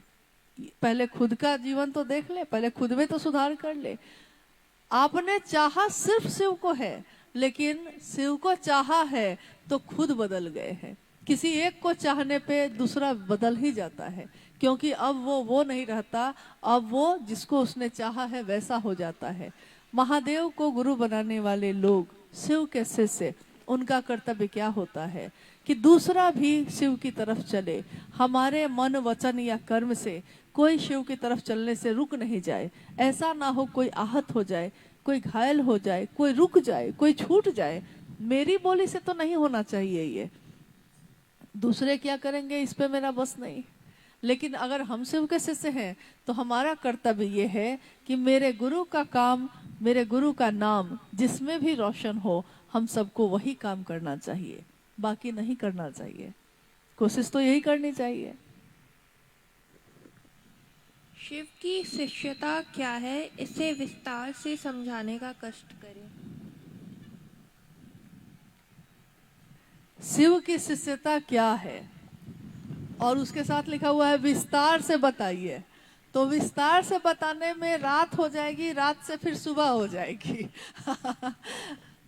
क्योंकि प्रारंभिक दिनों में जब साहब शिव चर्चा शुरू करते तो उनके अंदर ये इतनी बेचैनी और इतनी ललक थी इस बात की कि वो बात करने लगते। माँ नीलम आनंद बैठी हैं, 10-20 लोग बैठे हुए हैं मधेपुरा में और साहब शिव चर्चा कर रहे हैं। शिव कैसे हैं, शिव कैसे हैं, ऐसे हैं, वैसे हैं, बताते बताते कब कितना घंटा बीत जाता पता ही नहीं चलता।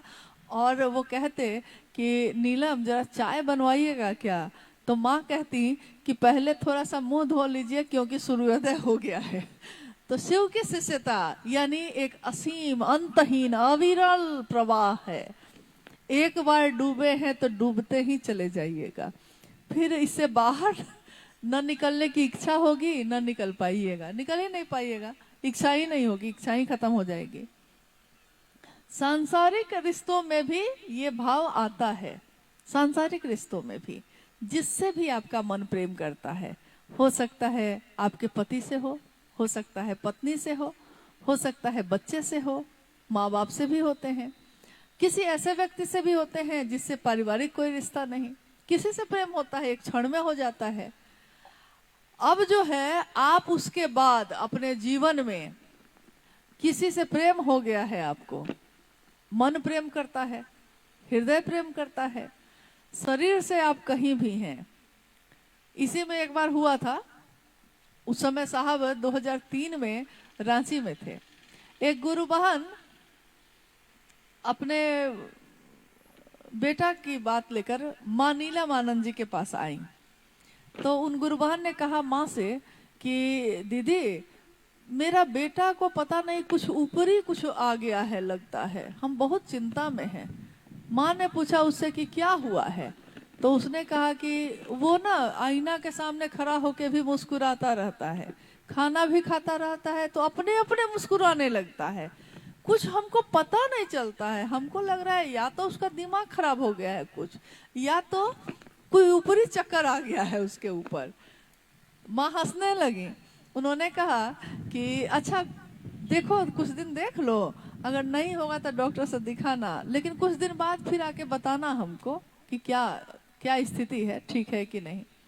कुछ दिन बाद वो गुरु बहन आई। माँ ने पूछा कि बेटा अब कैसा है। तो माँ ने कहा कि बेटा कैसा है। तो उस गुरु बहन ने कहा कि जी पता चल न गया बीमारी क्या थी। माँ ने पूछा क्या बीमारी थी।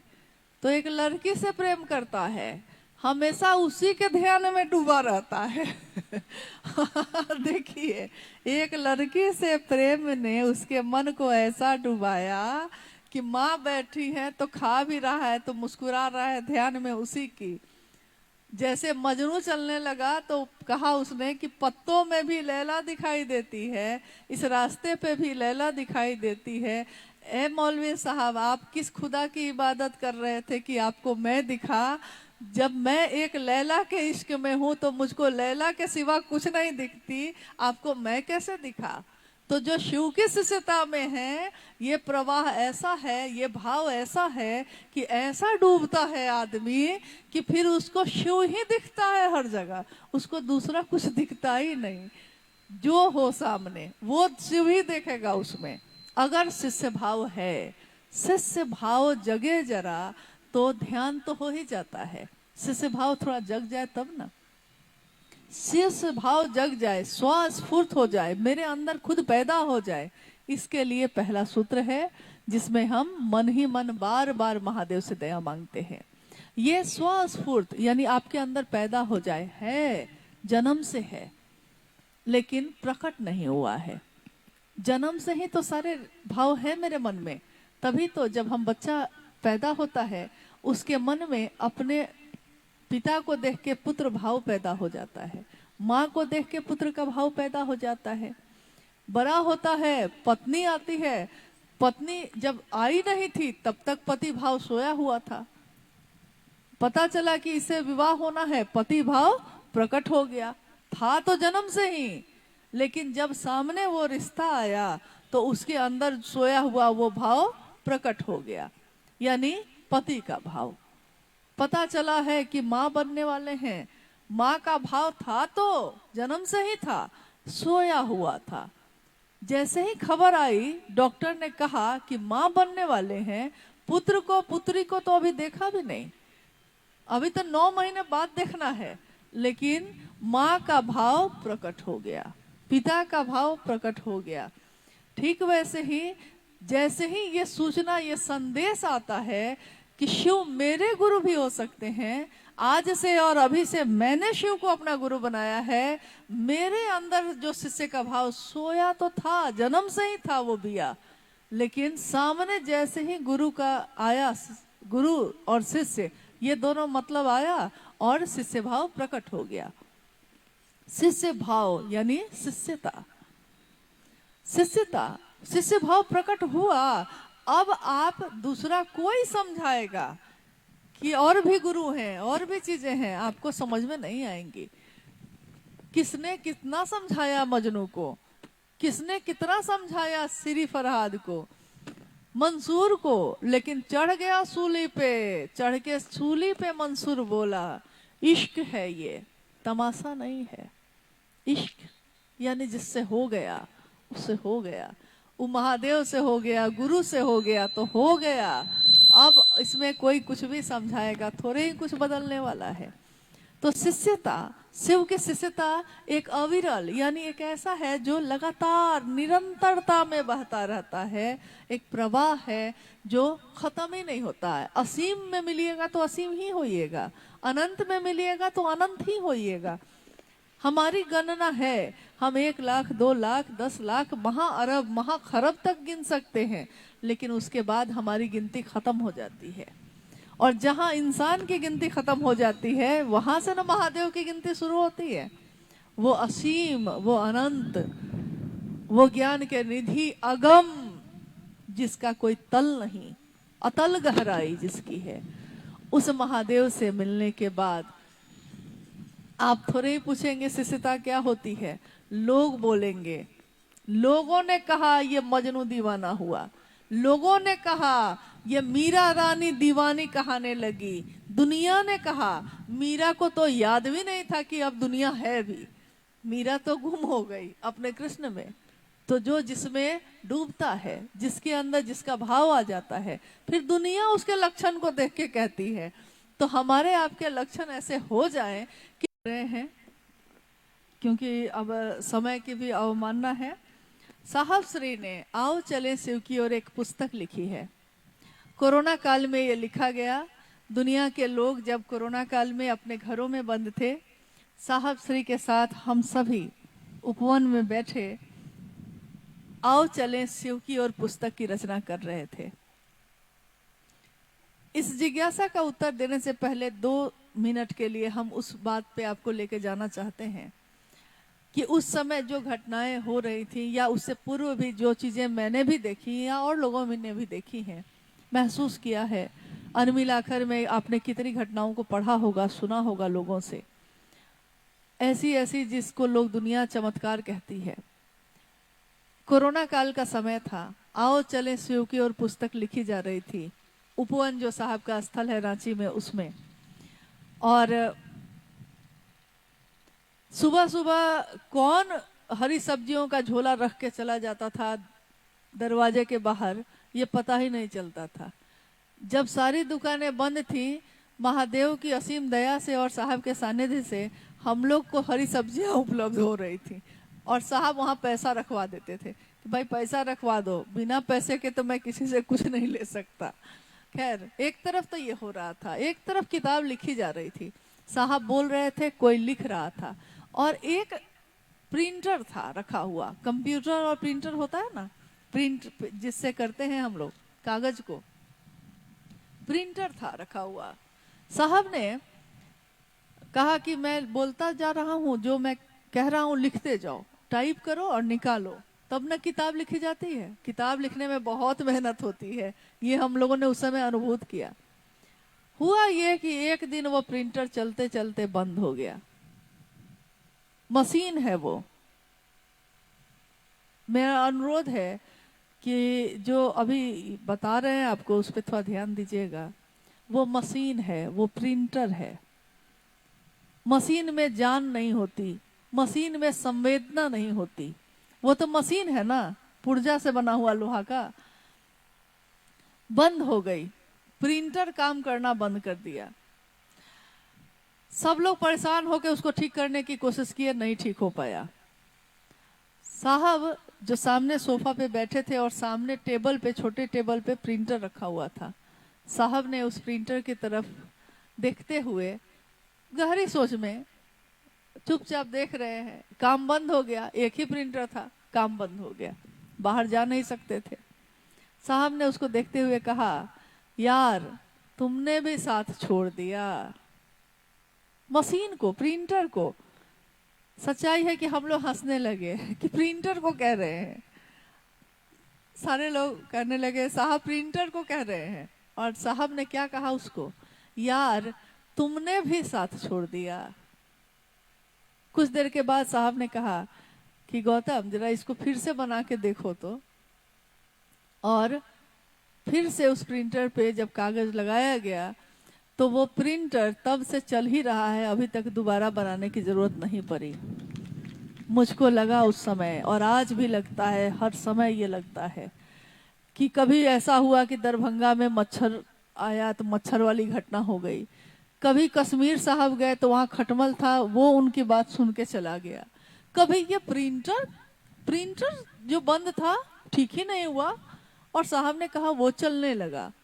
जब एक मशीन पे, एक मच्छर, एक खटमल जैसे चीजों पे, एक सांड पे, एक बैल पे, एक जानवर पे भी साहब श्री हरिनानंद जी की बात का ये असर है, तो हम शिव से जो हैं, हम इंसान हैं, जीवित हैं, संवेदना है हमारे अंदर, दिल है हमारे अंदर। हम पे साहब की वो मुहर, वो छाप क्यों नहीं पड़ी कि हमको शिव के सिवा कुछ भी याद नहीं आए? ऐसा हम लोगों के साथ क्यों नहीं हुआ? क्योंकि हमने उसकी छाप को लिया ही नहीं, हमने अपने मन को उनके रंग में रंगा ही नहीं। ऐसी चुनरी हमारे अंदर आई नहीं जिसको रंगरेज से कहे हम कि ऐसी रंग दे कि रंग ना ही छूटे। ये हमने साहब से कभी कहा ही नहीं। मेरा अनुरोध है कि अपने साहब से ये कहिएगा कि मेरे आपके मन को ऐसा रंगे महादेव के रंग में कि फिर किसी का रंग उस पर चढ़े नहीं। होली के पर्व पे जिस तरह कभी कभी ऐसा पेंट आजकल आने लगा है कि उसको लोग चेहरे पे लगा ले, अगर बदल देना, जो राजा था उसको उतार दिया और दूसरे को राजा बना दिया। कभी आप सुनते होंगे कि कभी सेना ने विद्रोह कर दिया, तो जो राजा की परंपरा थी वो खत्म हो गई, अब सेनापति उस पे बैठा हुआ है। यानी क्रांति, उसमें गोलियां चलती हैं, बंदूक चलती है, तलवारें चलती हैं, एक दूसरे का कत्ल करते हैं लोग, एक सत्ता हटती है दूसरी सत्ता आती है, इसको कहते हैं क्रांति।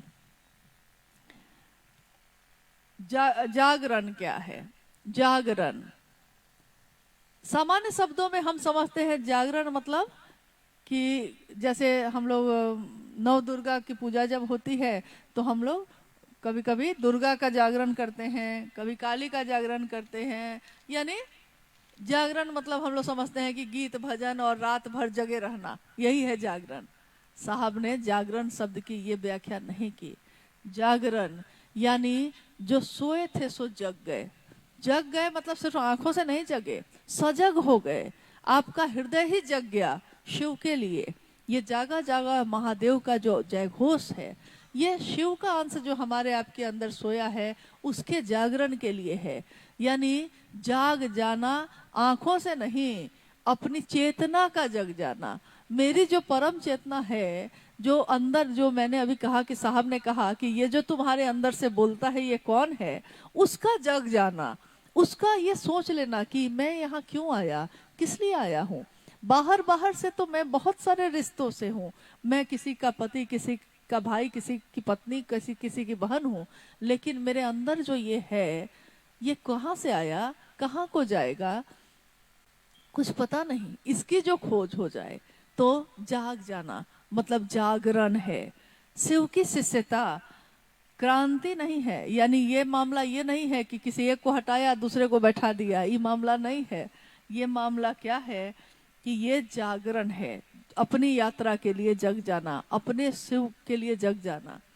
अब इस जिज्ञासा के साथ, इस पंक्ति के साथ, जैसा मैंने पहले भी कहा, साहब ने जो कहा उसमें कुछ ना कुछ तो मिलाना है, नहीं तो कुछ घटाना है। तो पंक्ति तो साहब ने यहाँ तक ही कही है, लेकिन जिज्ञासा में ये भी आया है कि फिर हर जगह गुरु भाई गुरु बहन के बीच मतभेद क्यों है।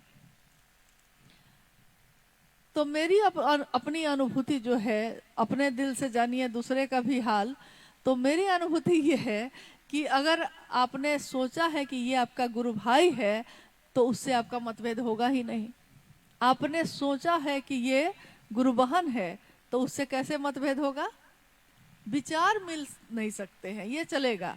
अपनी बहन है मेरी, ये मेरी बहन है, हम लोग उसे झगड़ा भी कर लेते हैं लेकिन रहते उसी घर में हैं और उसी के साथ हाथ में हाथ डाल के फिर घूमते रहते हैं। बहन मेरी, भाई मेरा, गुरु भाई, यानी गुरु भी है इसमें और वो भाई भी है मेरा, गुरु बहन। तो जैसे ही ये शब्द हम किसी के लिए कहते हैं, इसका अर्थ है कि वो मेरा अपना है। तो अपनों से वैचारिक मतभेद हो सकते हैं लेकिन मन का मतभेद नहीं हो सकता, आप उससे अलग नहीं हो सकते। और अगर सबका केंद्र हमेशा एक रहेगा तो दुनिया, सोचिए तो जरा, ये पृथ्वी जहां हम बैठे हैं अभी धरती पे, ये धरती इस क्षण भी घूम रही है, चल रही है, ये धरती भी तो चलायमान है, लेकिन इसका एक केंद्र है, एक केंद्र यानी जिसकी धुरी पे वो घूम रही है। अब इस धरती में बहुत चीजें हैं, असंख्य चीजें, इसी में सागर भी है, इसी में सारे पेड़ पौधे भी हैं, इसी में जगत के सारे पशु और जानवर और पंछी भी हैं, सब हैं इस पे, लेकिन एक केंद्र है तो धुरी चल रही है, चल रही है, चल रही है। शिव शिष्यता का केंद्र हमेशा गुरु होते हैं। अगर शिव मेरे केंद्र में होंगे, मेरा मन अगर शिव को अपने केंद्र में रखेगा तो हमको किसी से भी मतभेद नहीं होगा। हाँ, ये लग सकता है कि भैया ये काम ऐसे नहीं ऐसे होना चाहिए, दीदी ये काम ऐसा नहीं ऐसा होना चाहिए, लेकिन हम उससे झगड़ा नहीं करने लगेंगे क्योंकि मेरा भाई ही तो है, नहीं समझा है, समझा लेंगे, बात कर लेंगे। काम जब बड़ा होता है, लोग ज्यादा होते हैं तो कभी इधर बर्तन बजेगा, कभी इधर बर्तन बजेगा, मतलब कि 4 लोग घर में रहते हैं तो बर्तन बजने लगता है। अब सोचिए लाखों शिव शिष्य जिस परिवार में रहते हैं उसमें बर्तन बजेगा कि क्या बजेगा, सोच लीजिए क्या क्या ना बजेगा, लेकिन परिवार फिर भी परिवार ही रहेगा, शिव शिष्यों का परिवार। और इस परिवार का जो हाल है ना, लाखों क्या पूरी धरती भी जिस दिन शिव शिष्य बन जाएगी, जो कि बनेगी ही, शिव ने चाहा है तो बनेगी ही, होगा ही, तब भी उस महादेव को क्या अंतर आएगा। साहब ने कहा एक बार कि एक जहाज, पानी का जहाज है विक्रांत, उस समय विक्रांत आया था भारत का थल सेना में, तो साहब ने कहा कि विक्रांत जैसा जहाज हो, पानी में चल रहा हो, 4 हवाई जहाज उस पर उतरता हो, 4 हवाई जहाज उस पर से उड़ जाता हो, इतना बड़ा है पानी का जहाज, और उस पे 5 करोड़ मच्छर बैठ गए हैं।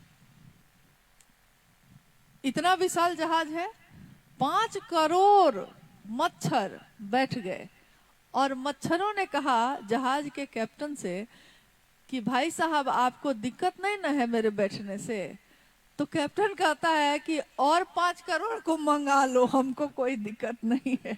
शिव शिष्यों के परिवार में लाखों करोड़ लोग आते ही रहेंगे, महादेव के परिवार को इससे कोई फर्क नहीं पड़ेगा। जितना आना है आते जाओ आते जाओ, परिवार तो परिवार ही रहेगा, रहेगा ही रहेगा। हम लड़ेंगे, बात करेंगे, इधर करेंगे उधर करेंगे, लेकिन इस परिवार का मुखिया भी एक ही होगा और इसका केंद्र भी एक ही होगा। चाहे लोग जो चाहे कोशिश कर ले, लेकिन मुझको याद है साहब ने कहा है कि शिव शिष्यता में ऐसा नहीं होगा कि 2 भाग 3 भाग होगा। शिव शिष्यता सबको एक करेगी, क्योंकि शिव एक हैं तो वो सबको एक करेंगे ही करेंगे। इसलिए अपने गुरु पे विश्वास रखिए, और विश्वास नहीं भी रखिएगा तब भी होगा यही जो उन्होंने चाहा है, जो उन्होंने किया है। और गुजरात के इस पूरे राज्य में इतना खूबसूरत है, ये कितना सुंदर है, प्रेम और भक्ति की तो धारा बहती है। उस धारा में रहने वाले लोग जब शिव से जुड़ेंगे तो शिव की शिष्यता और कितनी सुंदर है। आइए इस काम को बढ़ाने में मदद करें, प्रेम से प्रेम का दिया जलाने में मदद करें, शिव शिष्यता की पीढ़ी और आगे बढ़ाने में मदद करें, एक दूसरे की मदद करें, क्योंकि पैर खींचने से कोई नहीं चल पाएगा। हम अगर नहीं चल पा रहे, कोई दूसरा अगर चल रहा है तो उसकी मदद करिए।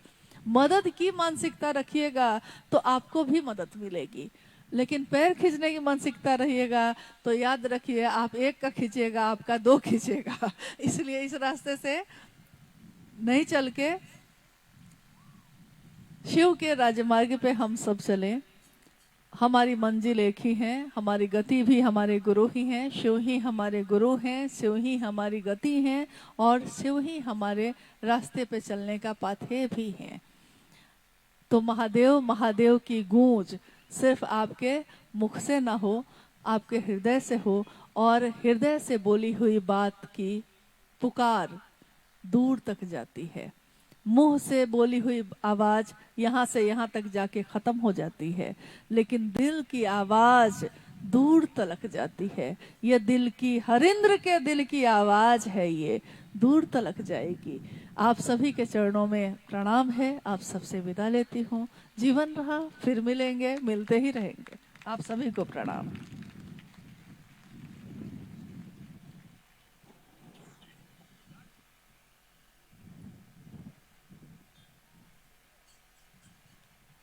दीदी आप लोग बैठे रहिए, दीदी बैठे रहिए, आप लोग बैठिए।